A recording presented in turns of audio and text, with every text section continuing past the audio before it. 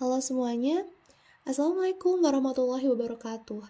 Yang terhormat Bapak Dr. I. Gede Nyoman Mintrajaya MSI selaku dosen pengampu mata kuliah analisis data spasial serta teman-teman sekalian.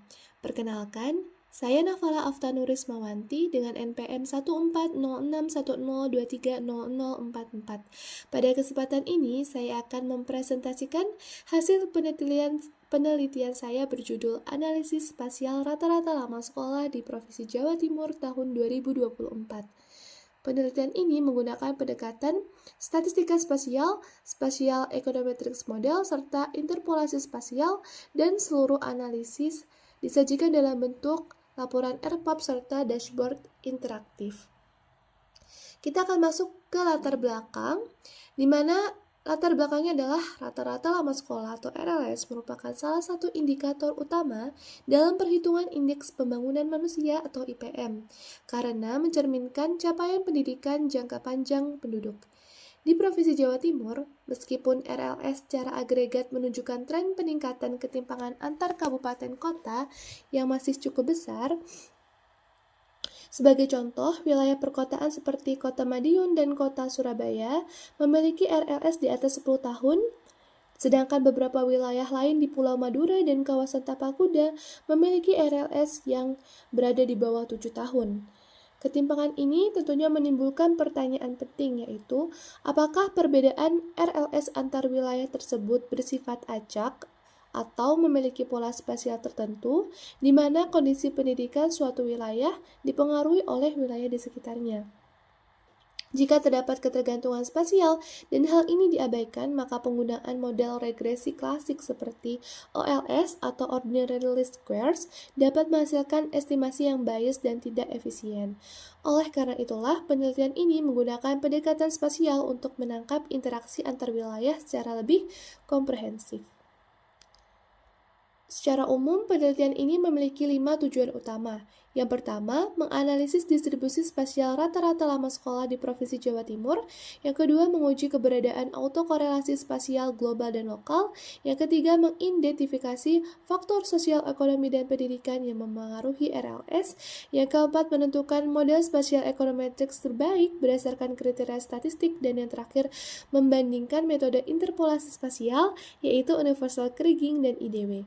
Dengan tujuan tersebutlah, diharapkan penelitian ini dapat memberikan pemahaman yang lebih akurat mengenai ketimpangan pendidikan berbasis wilayah. Selanjutnya, kita akan melihat bagaimana penggunaan data pada penelitian ini. Penelitian ini menggunakan data cross-seksional tahun 2024 dengan unit analisis 38 kabupaten kota di Provinsi Jawa Timur. Dengan variabel yang digunakan adalah rata-rata lama sekolah sebagai variabel dependen atau Y, lalu ada beberapa variabel independen X. Yang pertama, pendapatan asli daerah, tingkat kemiskinan, rasio guru murid SMA, dan angka partisipasi murni APM SMA. Selanjutnya, hubungan spasial antar wilayah dibangun menggunakan matriks bobot spasial. Di sini kita menggunakan Key Nearest Neighbors dengan K sama dengan 4, yang berarti setiap wilayah dihubungkan dengan 4 wilayah terdekatnya. Pendekatan ini dipilih untuk memastikan setiap wilayah memiliki jumlah tetangga yang seimbang, termasuk wilayah kepulauan. Selanjutnya kita akan melihat kembali peta distribusi RLS untuk memperjelas. Nah, di sini bisa kita lihat bahwasanya wilayah perkotaan cenderung memiliki RLS yang lebih tinggi. Dan wilayah pulauan seperti Pulau Madura dan Tapakuda didominasi oleh RLS rendah. Selanjutnya kita ingin menguji apakah pola ini bersifat acak atau tidak. Di mana pengujiannya menggunakan uji Moran's-i. Hasil uji Moran's-i menunjukkan nilai positif dan signifikan yang berarti terdapat autokorelasi spasial positif. Artinya, wilayah dengan RLS tinggi cenderung dikelilingi oleh wilayah dengan RLS tinggi dan sebaliknya. Dan kemudian kita menganalisis secara lokal menggunakan Lisa dan Gettys-Ortky, di mana terdapat hasil hotspot RLS tinggi di wilayah perkotaan dan cold spot RLS rendah yang terkonsentrasi di kepulauan seperti Madura. Temuan ini mengindikasikan bahwa ketimpangan pendidikan mengelompok secara geografis bukan terjadi secara acak. Selanjutnya kita akan masuk ke pemodelan di mana kita memodelkan terlebih dahulu menggunakan model dasar yakni ordinary least squares. Dan hasilnya akan kita lihat bahwasanya dengan model OLS didapatkan tingkat kemiskinan berpengaruh negatif dan signifikan terhadap RLS. Sedangkan APM-SMA berpengaruh positif dan signifikan terhadap RLS.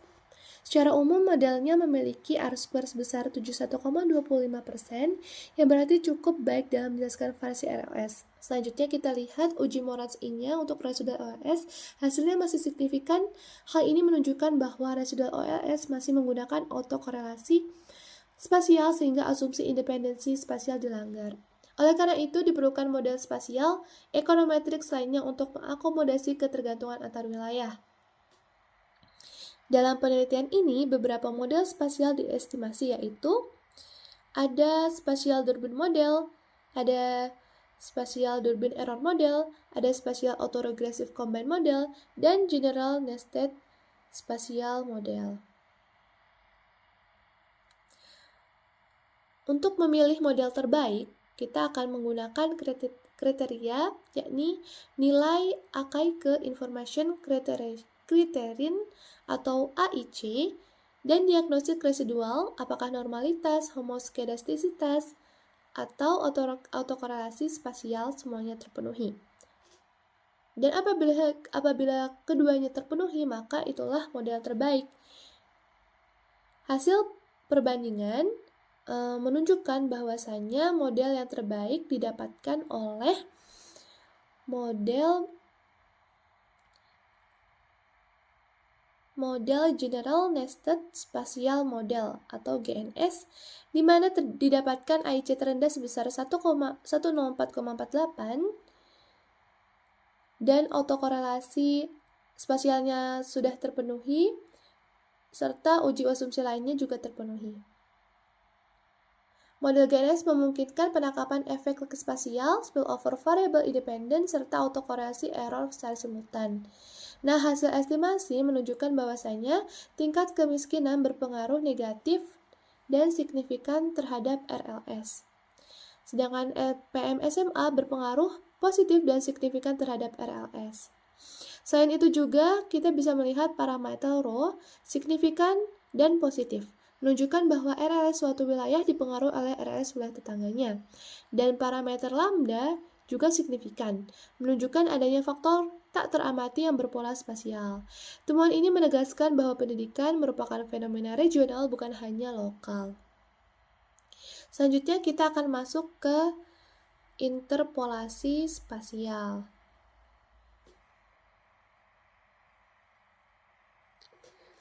Jadi selain regresi spasial, dilakukan juga interpolasi spasial untuk memetakan RLS secara kontinu.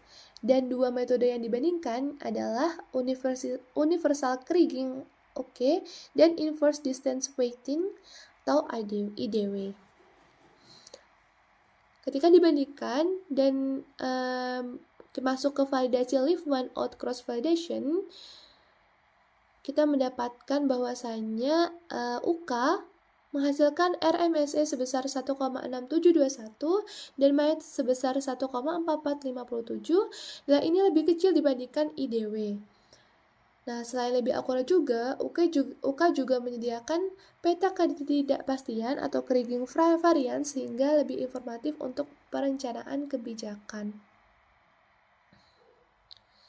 Nah, berdasarkan hasil penilaian ini, terdapat beberapa implikasi kebijakan.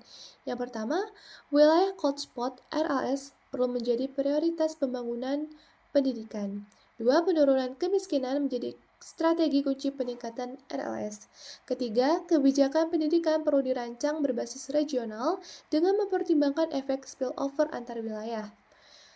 Dan yang terakhir, peta interpolasi UK dapat digunakan sebagai alat bantu perencanaan pendidikan berbasis spasial dengan peta yang kontinu. Sebagai kesimpulan, penelitian ini menunjukkan bahwa RLS di Jawa Timur memiliki pola spasial yang signifikan. GNS model merupakan model terbaik dan UK atau Universal Kriging unggul dalam pemetaan spasial. Seluruh analisis disajikan dalam bentuk dashboard interaktif ini ditujukan untuk mendukung interpretasi dan pengambilan keputusan. Terima kasih atas perhatian Bapak dan hadirin sekalian. Wassalamualaikum warahmatullahi wabarakatuh.